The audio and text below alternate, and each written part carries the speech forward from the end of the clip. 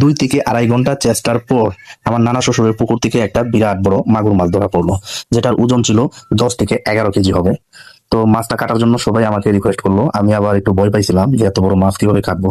তো আমি এত বড় মাছ আসলেই কখনো কাটি নাই। তো যাই হোক, মাছ কাটা আবার মোটামুটি আমার একটু নেশা। তো বসে গেলাম মাছটা কাটার জন্য। তো সার্বিক সহযোগিতায় ছিল আমার মামা শ্বশুর এবং আমার ওয়াইফ। তো আমি চেষ্টা চালিয়ে গেলাম, আর এত শক্ত ছিল মাছটা, মাছটা কাটতে দেখি পেটে ডিম।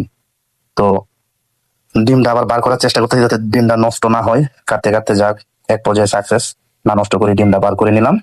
নেওয়ার পরে মাছটা এতই শক্ত, চুরি দিয়ে আর কাটার মতো বাউল ছিল না। তো পরে একটা দা নিয়ে আসলাম, দা দিয়ে কুবানো শুরু করলাম। কুবাইতে কুবাইতে এক পর্যায়ে মাছের মাথাটা দেখি যে আলাদাই হয় না। যাক, অবশেষে হয়েছে সাকসেস, মানে কষ্ট হয়েছে অনেক। তো মাছটা কাটতে মাথাটা আবার আলাদা করে 2-3টা পিস করে নিলাম। তো এত বড় তো একবারে দায় ওঠানো সম্ভব না। তো মাথাটা দিয়ে দিলাম মামা শ্বশুর হাতে, যে মামা আপনি মাথাটা কাটেন। আর আমি মাছটা নিয়ে কাটা শুরু করলাম।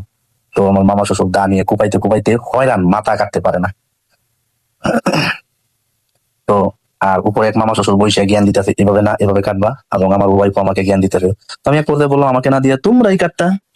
জাগা, তারপরে কোন রকম এক পর্যায়ে মাছটা শেষ করলাম কাটা। তো এবার ভাগ করা পালা, 6টা ভাগ হবে, সবাই মিলে নাকি নিবে। তো আমাদের ভাগে পড়ছিল 1 কেজি।